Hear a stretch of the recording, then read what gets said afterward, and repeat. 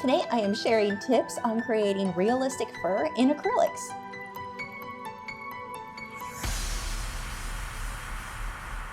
If you are supporters over on Patreon, make sure to head over where you get the real-time version of this lesson that is available for you right now. If you are unfamiliar with Patreon, for as little as $4 a month, you get instant access to all of over 200 lessons I have now in multiple mediums and a new lesson every single week. If you're not sure if Patreon is going to be a fit for you, you can head over to my Patreon video library. I have a link in the video description where I've got a 2-hour-long colored pencil demonstration so you can get a bit of a taste and see if you think that will be good for your learning style. The first thing that I did here was to paint my canvas. This is a Frederick's watercolor canvas board, and just for transparency, I am sponsored by Frederick's. They did provide me with this board. Very, very smooth, and we'll talk more about the canvas type later when we get into the brush strokes and why that matters. But the first thing that I did was to paint the background a red oxide. I mixed a little bit of titanium white. It was either titanium or unbleached titanium white. I forget. A little bit of that in there, but the point was to get this dark reddish brown color. I then drew the cat out on another piece of paper, so all of my eraser marks are done elsewhere and it keeps my actual canvas very clean. Then I used white transfer paper to transfer that image, as you can see here, onto the canvas. And that is why you really don't see eraser marks on my work or pencil lines all over the place. I draw it on another piece of paper first, so everything is nice and clean. Now, I don't want to start with a white canvas. I do want this base. And you don't have to go with the reddish color. You could go with a more brown tone, depending on what you wanted those underpainting colors to be. And you'll see that as we work through this, I want to let this color show. I'm not trying to cover it completely. It would defeat the purpose. I want that reddish brown or whatever color you go with. I want that base color. I mean, it could have been purple. It really wouldn't matter. But I wanted a dark base color to show through here.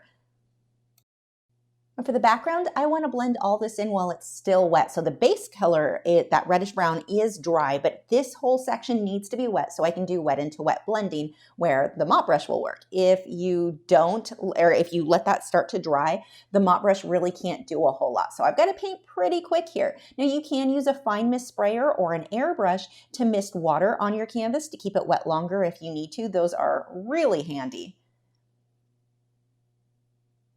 Yeah, I'm going to get a base for a part of the fur here. See how I want the background to just blend into that edge. I want this edge to be really soft, so it's better if I go ahead and paint that in now. Now I'm going to come through and block in where the darker stripes are going to be. If you are painting a pet portrait, make sure you don't invent or put stripes where they're not on that photo. That's something the pet owner will definitely notice. In this case, this is just a cat. I found the photo on Pixabay or Unsplash, I forget which. So it doesn't matter to me if it's perfect. I can throw in a few extra stripes if I think it'll look nice. But if you're painting someone's animal, you don't have that level of artistic liberty. So again, just painting, blocking in about where stuff is going to go, getting those lights and darks. I'm letting a lot of that reddish brown show through. I'm going to go ahead and start in on the eyes.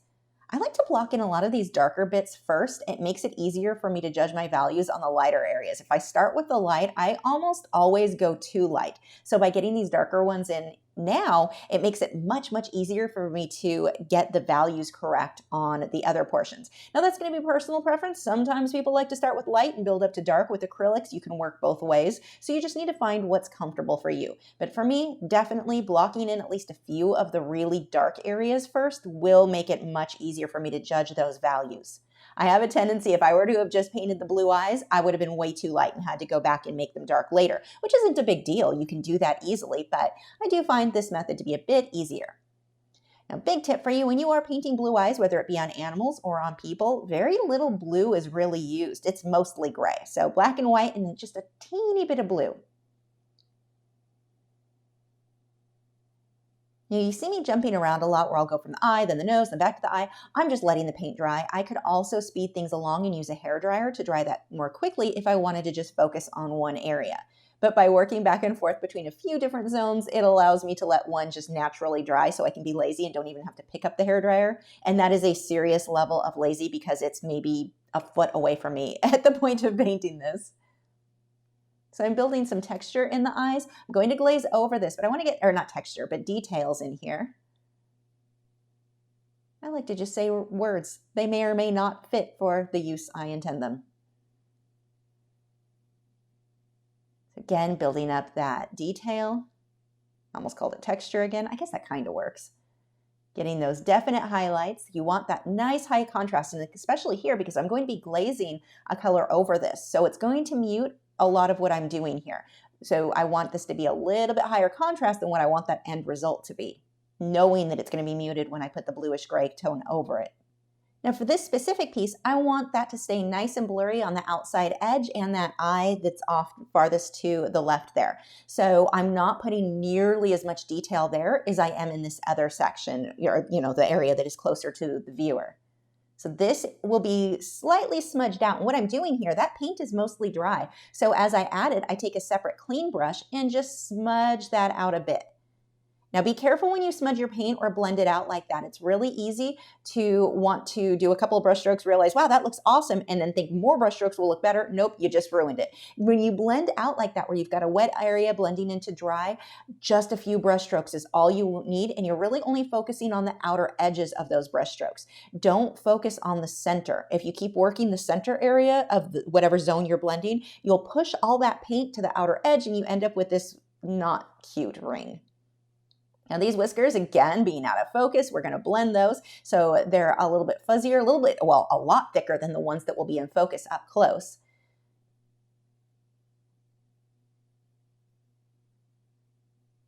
Just getting my general lights and darks here.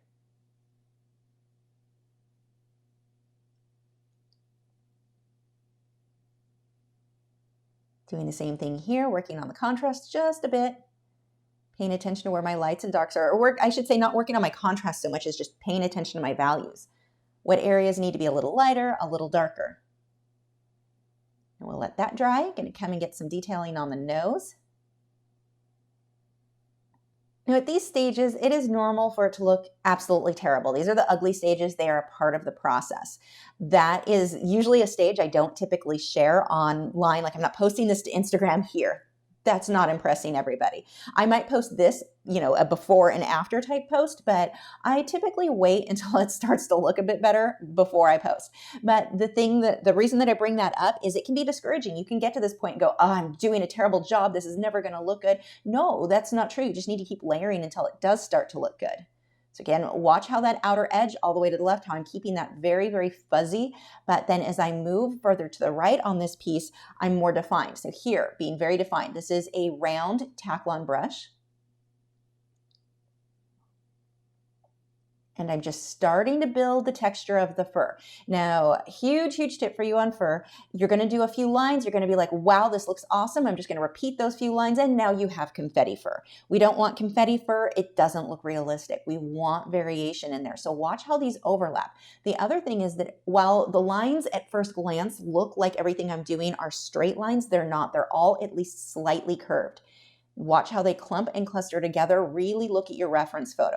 Now, when I'm looking at the reference photo, I don't care if every hair, I'm not trying to make every hair exact to the photo, but I am using that as a general guideline on how long does each brush stroke need to be, how thick does it need to be, which direction does it move. Watch how that fur twists and turns. It's not all one direction. If you make all the fur one direction, that is going to make the whole subject look really flat. Now here I'm just using unbleached titanium white for the majority of these lines. That brush there is a rake brush, that black one with the little red. That guy is pretty cool. You get a whole bunch of brushes with one brush stroke. So if you were to put your hand in front of you and your fingers are close together, there's your typical, let's say, filbert brush, kind of rounded top. I guess it depends on the shape of your fingers. Mine would be a filbert.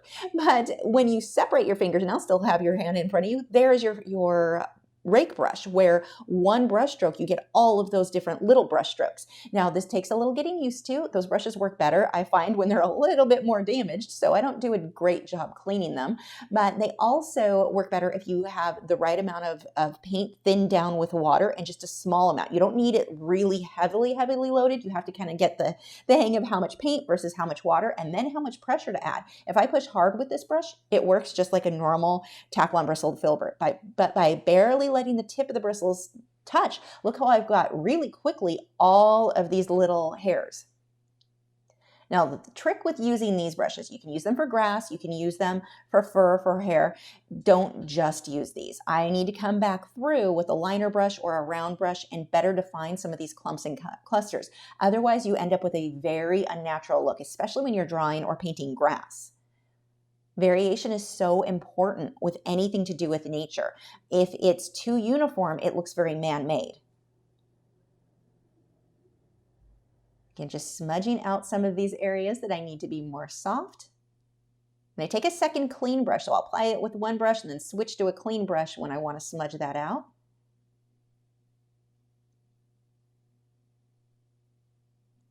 And the trick with acrylics, layer until it looks good. There's no point where you can't get more layers on there. Coming back through with some of the darks, better defining those. Now remember, when you come through with your additional layers, I'm not necessarily trying to cover the previous layers completely. In this case, I'm adding more detail and then darkening some of these areas up. But you can still see my previous layers, my previous details still show through here.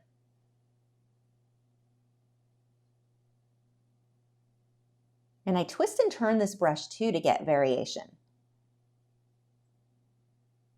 Now, if you have trouble with a rake brush, don't give up on it or get frustrated. It definitely takes a little bit of practice, but it's really helpful. Once you get the hang of it, it does save a lot of time. But then you can see I've got my round brush here. I'll come back and better define a few areas, make more defined clumps and clusters so it's not so uniform. Now, in the case of tabby fur like this, I want to make sure that my highlights and my darker shadows overlap quite a bit. It's not just dark in a certain zone and light in another zone. You get a lot of overlapping between the lights and the darks to get that tabby fur. See, I keep going back and forth between a round brush and then the rake brush.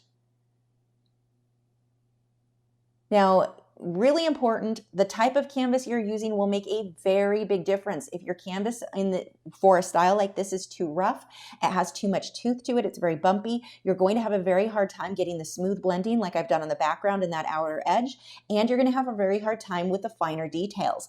With a painting like this, in this style, you want to make sure your canvas is very smooth. So for me, my choices, I like the Frederick's watercolor canvas board, that's what I'm using here.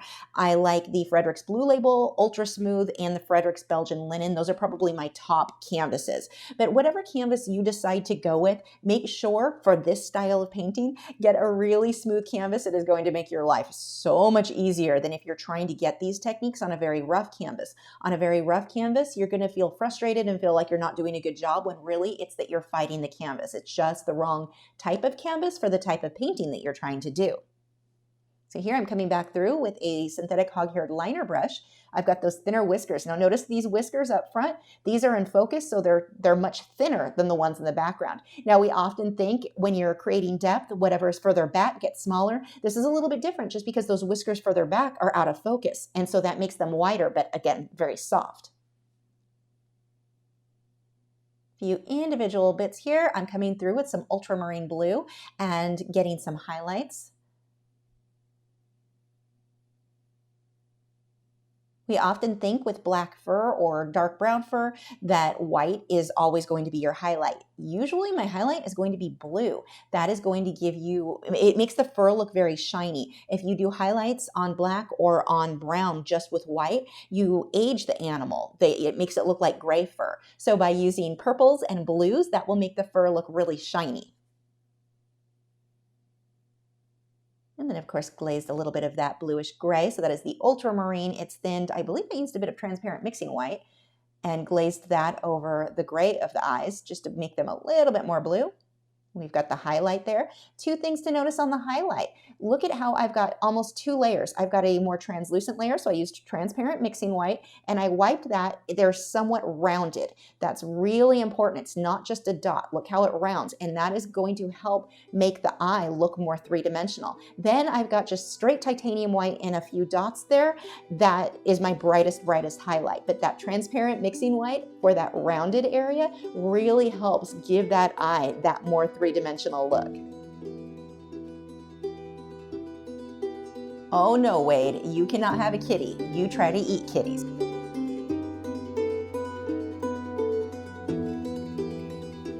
Nope, absolutely not. I'll give you this flamingo though.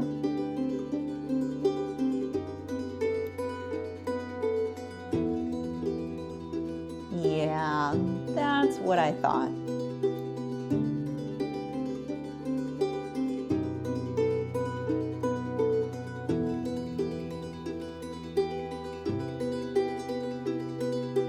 Have you subscribed yet? If not, I have a handy button right there. It's round, has an orange arrow going towards it. If you click on that, that'll maybe help you to keep up to date with all of my new art videos every single week. Also, click on the bell notification icon, although I'm hearing that that is not sending out notifications as much as it's supposed to. So the next plan is to sign up for my email newsletter. I send out an email once a week letting you know whatever videos went live and what live streams I have scheduled for that week.